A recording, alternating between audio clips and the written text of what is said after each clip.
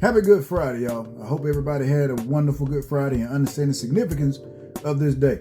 But I can tell you right now, this video here I'm about to drop is probably going to get me some hate from all my Bible, total scripture quotas, and pulpit pimps that are out there. And trust me, there are some good churches out there, and there's some good preachers out there. There's some good Christian folk out there. But for the few that out there that ain't, this is for y'all. Sanctified silence. Let's talk about it. We can't heal what we out here wholly hustling. Hear me out, y'all. Hear me out before you start shouting me down in the comment section. Now look here. I love the Lord, but we got to talk about this here, y'all.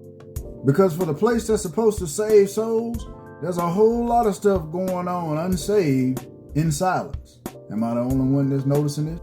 The church will shout over the organ, but get real quiet when we need to talk about mental health, sexual abuse, domestic violence, addiction of any kind, and how the money mysteriously disappeared from the collection plate like communion wafers after service.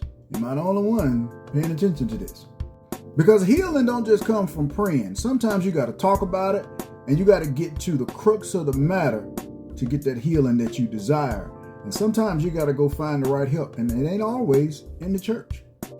And some folks shout their pain out. Meanwhile, many others are dying in silence behind the pews, unnoticed until it's too late. Yep, the choir louder than the combo on molestation, while Brother Deacon sitting on the front row like he paid rent and ain't done nothing wrong. Yeah, we passed this here collection plate round 3 or 4 times in a regular service, but ain't passed the first mental health or domestic abuse or sexual abuse resource at least once. Yep, you tithing out your light bill and the church ain't even got no community fund, so when your lights go off, it ain't even the devil that's the one responsible. Yeah, folks out here speaking in tongues but can't speak up about addiction and depression. And why? Sister Mary's right eye always seemed to be swollen. Ain't nobody got nothing to say about that. And you can't cast out a demon with a tamarind and oil. Some of them actually need therapy and court dates and probably some time behind bars, but we don't want to talk about that.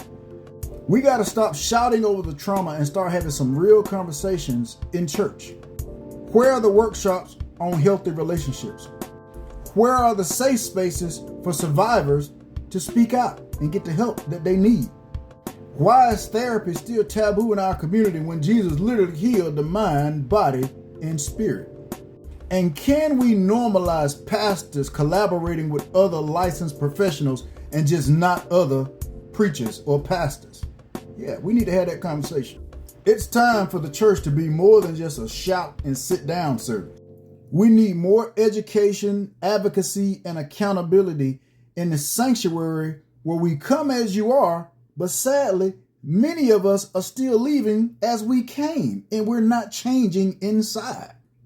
Because if church folk can be messy Monday through Saturday, they should at least be able to be honest on Sunday.